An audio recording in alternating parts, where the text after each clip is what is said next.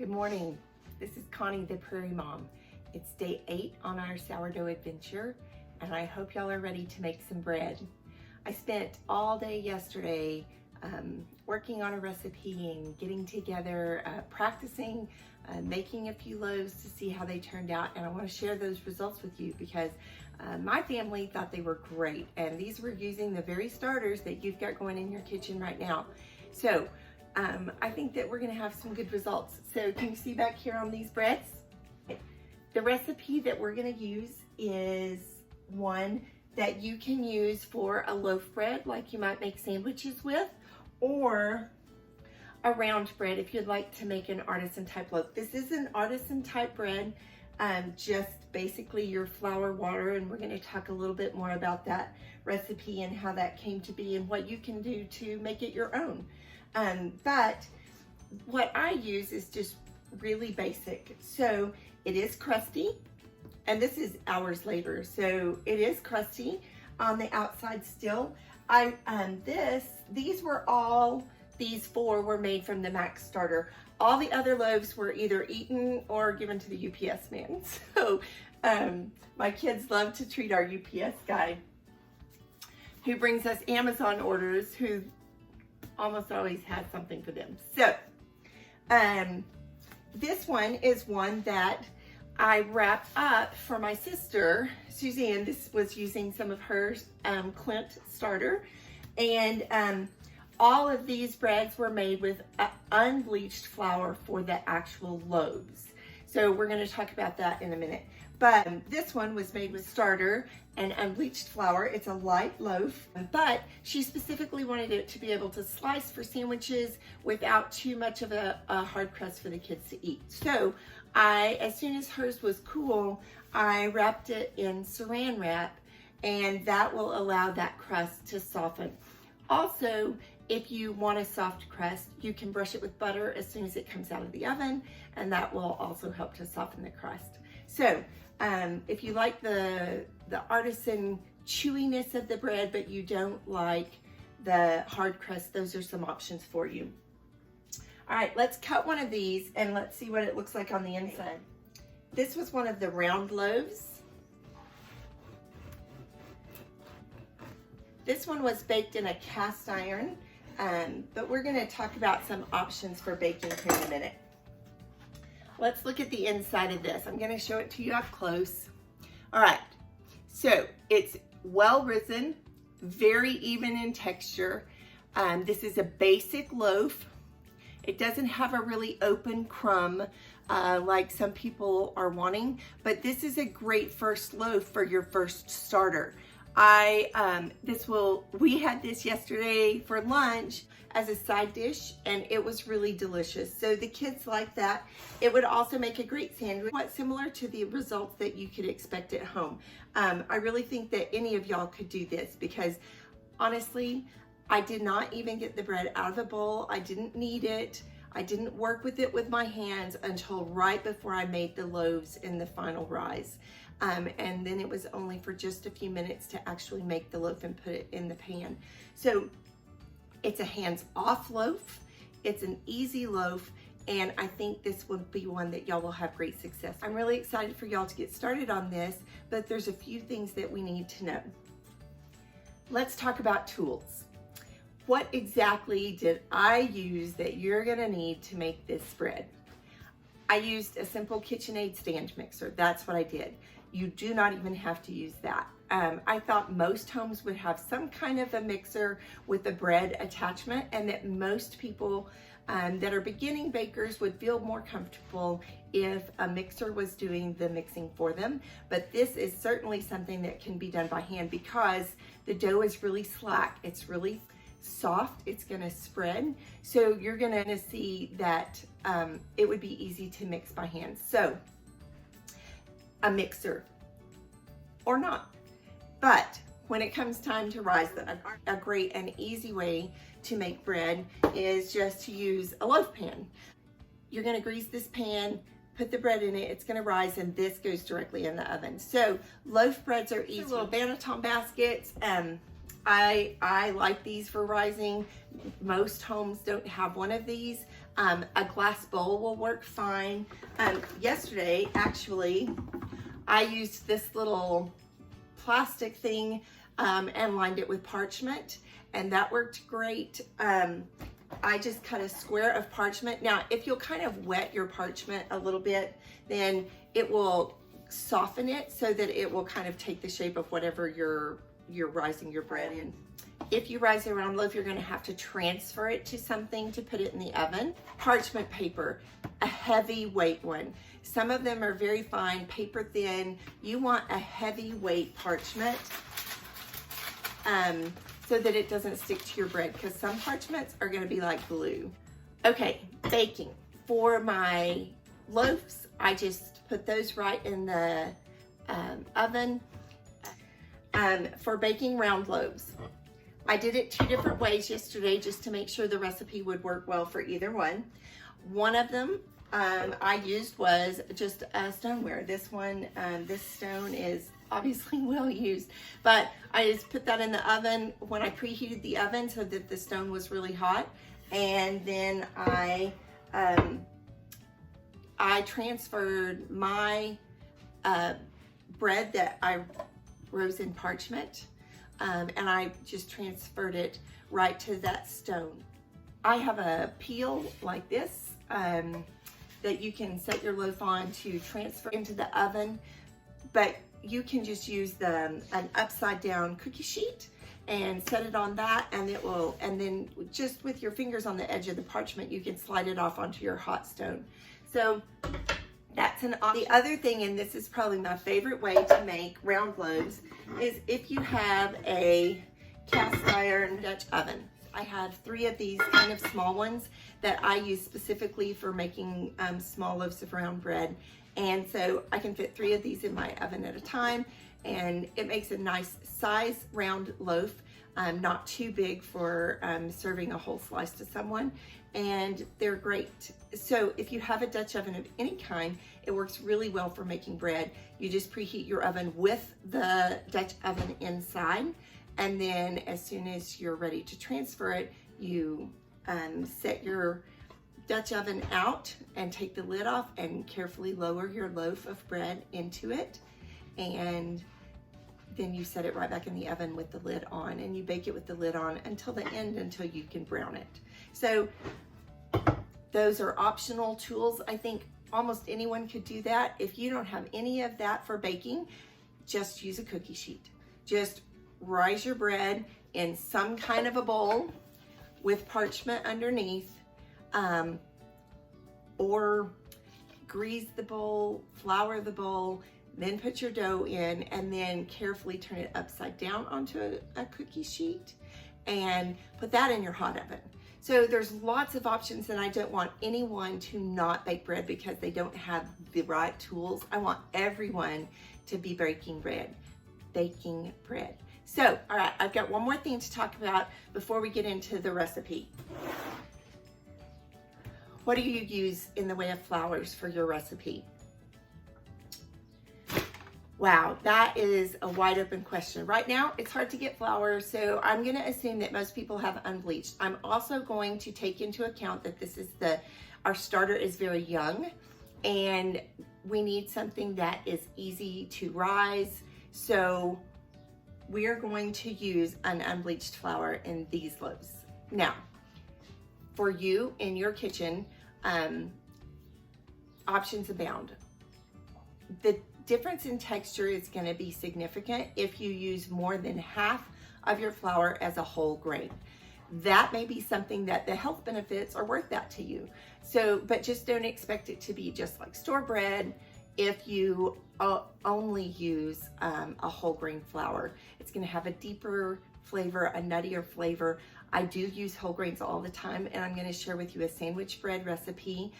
It's another one that's very easy. It's one that has only one rise, so you can use some of these optional flours like spelt or einkorn. I love emmer, so any of these will work well in your 1 rise breads. They do not work as well in 2 rise breads because there's not very much gluten in these flours. And if you try to do too much or develop a stretch, it's just gonna fall apart. So these make great sandwich loaves. You can even make round breads with them, but you have to combine that with a little bit of unbleached flour or bread flour to give that enough stretch to actually make your round loaf, and you need to rise it just 1 time. So it takes some careful handling of dough if you want to use some of these alternative grains. If you're sticking with whole wheat, hard white. Hard white is a great option for your flour. It's not the best to feed your starter. So if you're using a whole grain starter, stick with rye or red wheat, hard red wheat. But if you are making bread, hard white wheat is great for making whole grain breads. It's mild in flavor. It's not nearly as rustic, nutty, almost bitter as hard red wheat. So if you want to make 100% whole grain bread, I would go with some version of white wheat.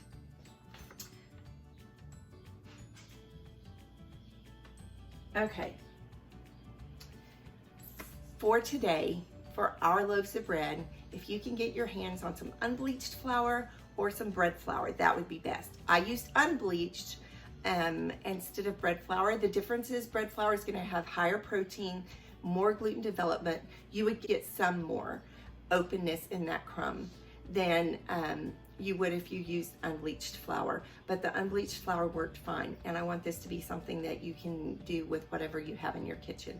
Okay, we're going to have a quick lesson about the recipe and how that recipe came to be, and then we're going to wrap up with getting your starters, Max and Minnie, all ready for baking day. Welcome to Sourdough Science 101.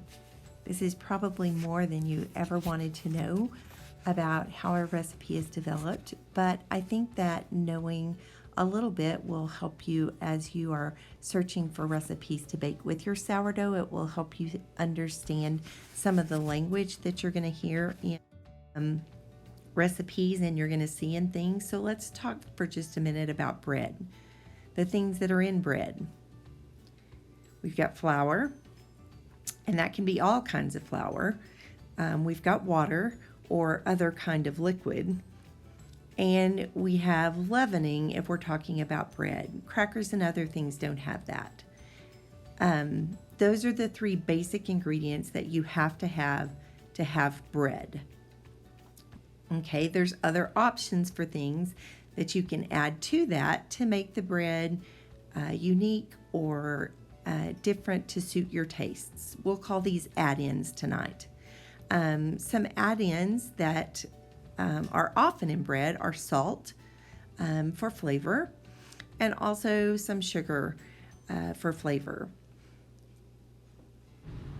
The amount of salt and sugar in loaves of bread varies widely, but as a general rule, salt is usually added in about 1 to 1.5 teaspoons per loaf. And sugar, usually there's maybe 1 to 2 tablespoons in a loaf.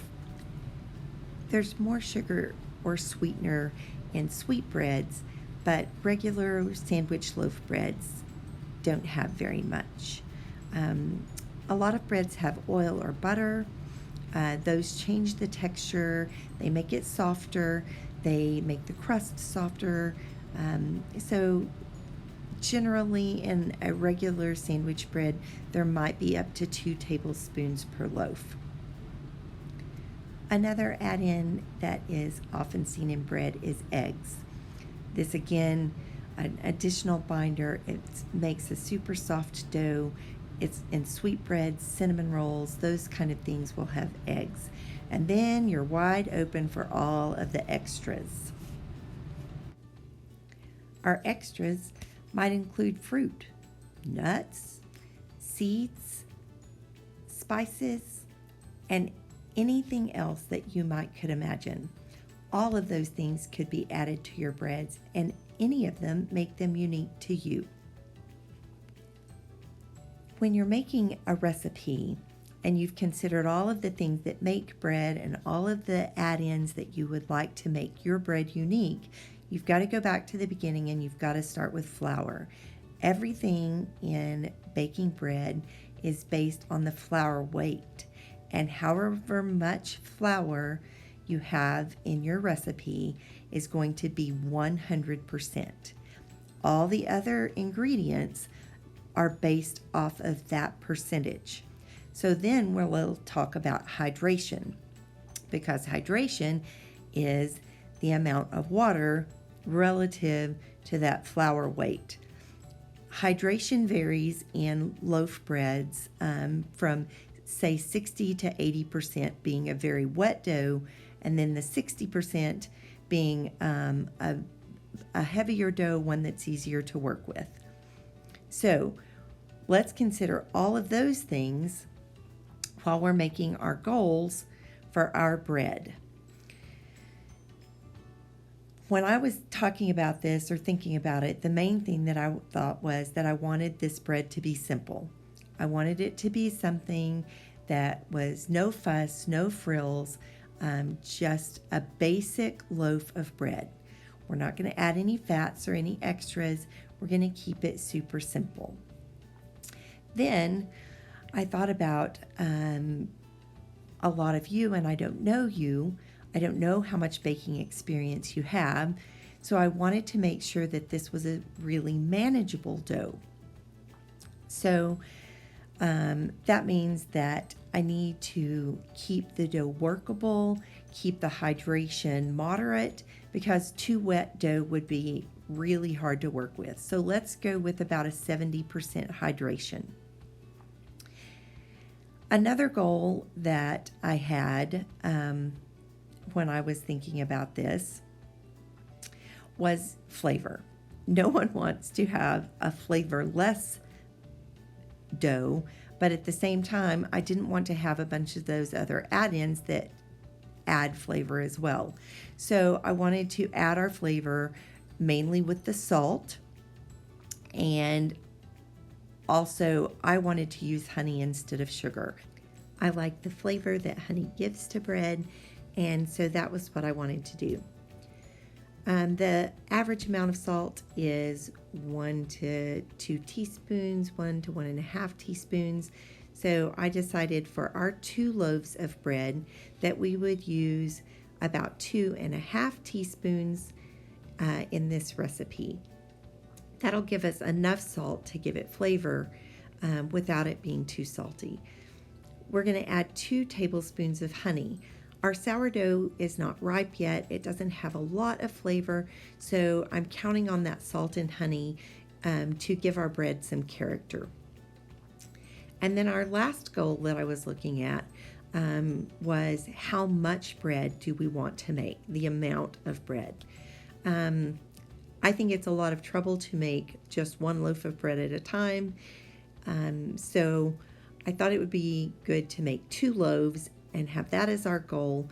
If that's too much for you, you can always give one away. But 2 medium loaves would be 650 to 700 grams each, so we need a total of about 1,400 grams. So there's all our goals. Now we want to keep our goals in mind while we're making our bread. So we're going to move these goals over to a new page, and we're going to keep all of this in mind while we're creating our recipe. And our recipe is going to be fantastic. So, okay, sourdough bread. These are the things that I considered when I was going about this. We need all the different ingredients. I need them by weight for those of you who bake with weight, but I also needed them by measure for those of you who don't have a scale or bake with cups and teaspoons and stuff rather than with grams. So that's what I did. And I wanted to kind of start with our goal weight in mind so that I could go back. And then I kind of just went backwards, knowing that I needed to aim for about 1,400 grams. So I went back to the flour and I figured the ingredients this way. With the flour at 510 grams weight, that would be approximately 4 light cups to measure.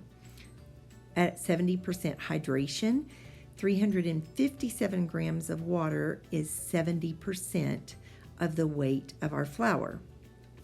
And that would be about 1.5 cups of water. Leavening, we have 2 different ones. We have the sourdough, and then we're also adding just a tiny bit of yeast to this because our starter is very young. You'll be able to not use the yeast as your starter develops.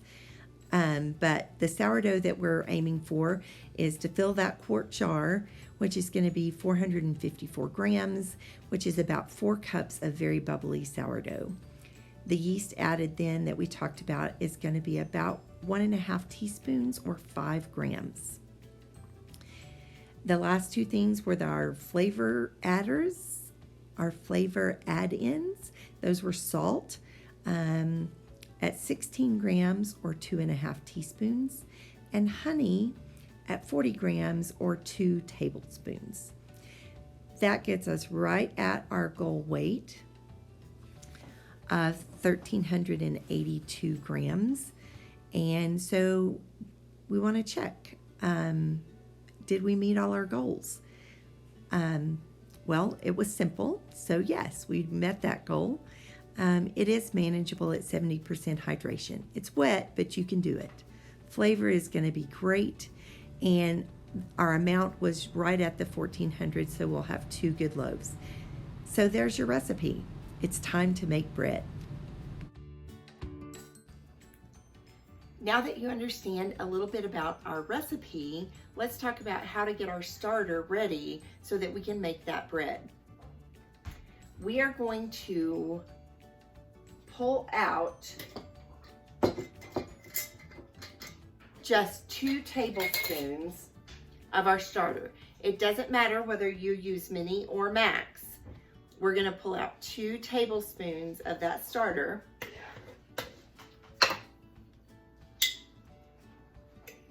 And we're going to put that in our jar. Okay, there's 1 tablespoon of mini. And I don't have very much starter in here because I used it all day yesterday. This new jar is going to be the base for your bread. It's just a tiny bit. This other jar, this is still your mother culture. And now then you can feed this just like you have been. We're gonna do the same thing to our max starter. And that's gonna be in this jar.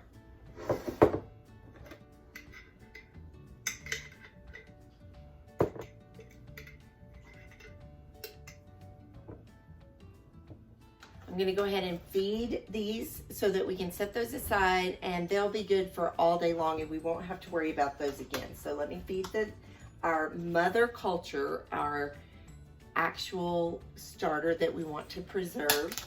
Okay, I have a lot of comments about how their mini cultures are overflowing their jars and people are needing to get bigger jars, and I totally get that. My sister keeps hers in a larger jar.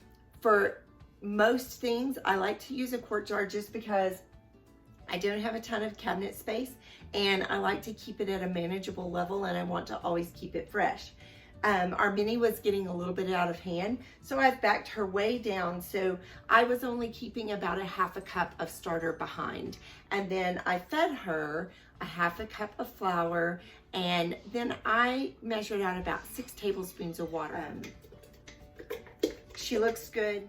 We're gonna put Minnie up, and now then they're both fed, so you don't have to worry about them anymore today. You can focus on getting your starter ready for your bread. All right.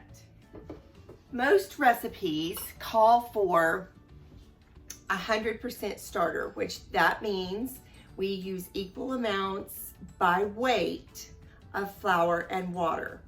And we learned a little bit about that before. And so most recipes that you're gonna see on the internet, that's what they call for. So I wanted y'all to be able, both of you, to work with the same recipe. So what I've done is we're starting off with just 2 tablespoons.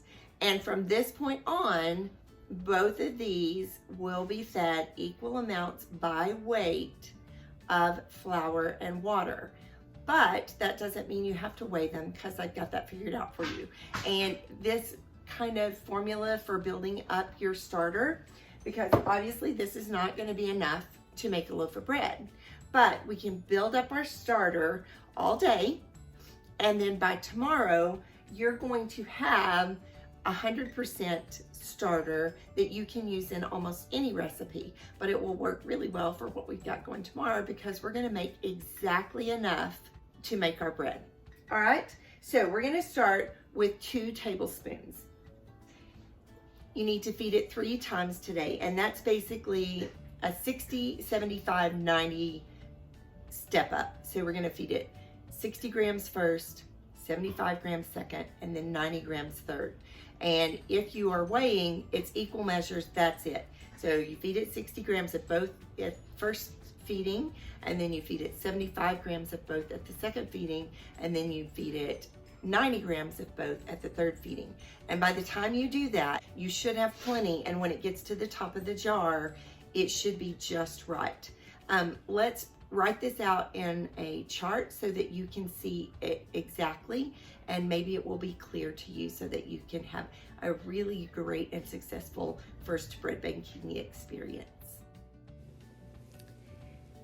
Let's talk about building our starter, and I wanted you to see it in writing so that it would be clear in your mind. We're going to have the measurements here by weight and also by measure, so that you can choose whichever way you are more comfortable making the bread. Our first feeding, we are going to go with equal weights. It'll be 60 grams of flour and water, but those are not equal by measure, and you're going to have 8 tablespoons of flour and 4 tablespoons of water. For our second feeding, we're going to again have equal amounts by weight, and that's going to be 75 grams of flour and water. But by measure, that's going to be 10 tablespoons of flour and 5 tablespoons of water. At the last feeding, you're going to have 90 grams of flour and water, and you're going to have 12 tablespoons of flour and 6 tablespoons of water. Just choose whichever weight or measure that you are comfortable with. Time your feedings about 8 hours apart, and in 24 hours you'll be ready to start your bread. Okay, I have fed Minnie the same thing, 8 tablespoons of flour and 4 tablespoons of water. If you have been using a mini starter, you're going to notice immediately that this is much thicker, and that's exactly what it's supposed to be. So what we're trying to do is, in this feeding process leading up to baking, to equalize our starters so that no matter what kind of starter you have, you can use almost any recipe that's on the internet. You can use this recipe, and that way you don't have to compensate all the time because your starter is thick or thin. So it should be thicker, and it actually looks really good. Okay, our jars are fed, everything is started. Let's talk labeling right quick, just so that you'll know, and it'll help you keep track and remember what's going on. Our mother cultures are back here in the corner. They're doing great. Our bread cultures are also ready to go for another 8 hours, and they are doing great. So let's talk about labeling. You want to